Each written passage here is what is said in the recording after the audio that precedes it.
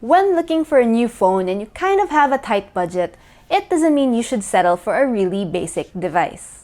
Smartphone manufacturers have been offering really solid entry-level phones, and one of them is Huawei. At just 4,490 pesos, is this phone something you'd want to buy?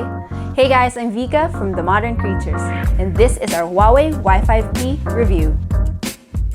The Y5P comes with a pretty standard design. Starting from the back panel, it has a slightly textured finish and the cover is made of hard plastic. Its power button is on the right and is lined up alongside the volume rocker. On the other side, we can see the dual SIM and micro SD card tray that can accommodate up to 512 gigabytes to further expand your storage. The bottom houses its micro USB port. Of course, we prefer the performance of USB-C, but at this price point, one really can't complain. Up top is the 3.5mm audio jack, and that pretty much sums up the button and port placements of the phone. As you may have noticed, there's no speaker grill at the bottom since its earpiece is actually where the speaker is. Sound coming from it is decent and can go loud, but don't expect too much from it. One of the upsides of having the speaker placement here is that you don't accidentally cover it while you're watching or gaming, unlike when it's down below. The device itself is thin and compact, so together with a 5.45-inch display, navigating through the phone is really easy to do with just one hand. Finally, we have the phantom blue color, but there's also a midnight black and mint green available if you prefer those. Its HD Plus full view display comes with a 1440 by 720 resolution. For us, that's good enough for a screen this size. It also has a forehead and chin, so looking at it from the front makes it seem like a standard phone from a few years back. And finally, at full brightness, the screen can display vibrant and clear images enough for watching videos online. For the Y5P, there is no multiple camera setup as we're normally accustomed to seeing these days. It sports a lone 8-megapixel rear shooter with an LED flash, and selfies are taken care by its 5-megapixel front sensor. Its cameras are pretty straightforward in a way that it's not packed with too many extra features, although it does carry the essentials like panorama, HDR, Pro Mode, and of course, beautification. For the quality of its rear camera, it's decent when shooting in well-lit environments, and even has up to 4 times digital zoom. Of course, there's a bit of quality loss when you zoom all the way in, and low-light shots are obviously not its forte. But overall, we're contented with the quality that its rear camera produces. They're not super great, but more than good enough for posting on social media. As for selfies, they're also decent and tend to brighten up the face, which is a good thing. Beautification also works effectively, smoothing out the skin, and you can adjust the intensity from 0 to 10. The Huawei App Gallery is the company's official app distribution platform to search, download, manage, and share mobile apps.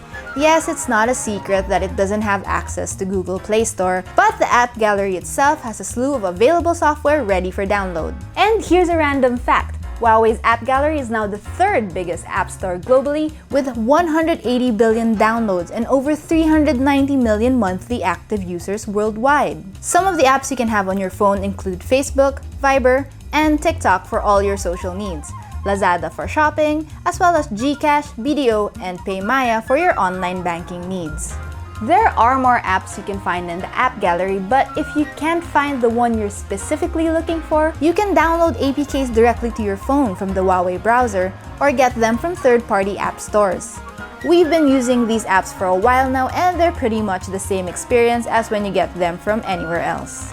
On the software side, it comes with AI facial recognition that adds a layer of security to your phone. It's easy and quick to set up and reliable enough to instantly scan your face and unlock the device. Its EMUI 10.1, which is based on Android 10, is also pre-installed. You get features like battery saving, gestures, and digital balance, which tracks how long you use your phone each day.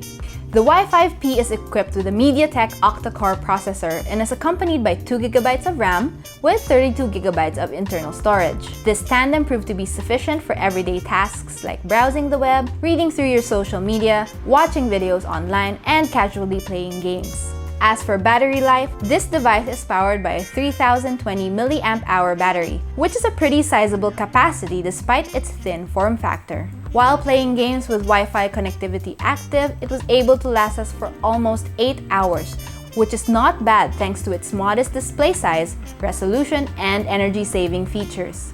However, charging it from 0 to 100% took a bit of time at almost 3 full hours. In our reviews, The Modern Creatures aims to find that one special feature in a device that makes it worth having, something that gives it a slight edge from among its peers. For the Y5P, we would have to say its 32GB storage is an attractive offering, especially at this price point. It's nice to know that with today's offerings, you don't really have to shell out a lot of money to get your hands on a decent phone that you can use every day. With phones like the Huawei Y5P, customers are offered decent performance, straightforward camera features, and a battery life that can last you an entire day. The Huawei Y5P is a great gift to give, for example, as it doesn't cost much and it performs well. It could also well be your reliable secondary phone, a phone for your child to play games on, or simply your daily driver if you think you don't need the complexities of other, more expensive phones. And that was our review of the Huawei Y5P. If you guys have any questions or have anything else to add, be sure to leave a comment down below. And if you still haven't, subscribe to our YouTube channel and hit that bell icon for our notifications. Once again, I'm Vika. Thanks for watching and I'll see you in the next video.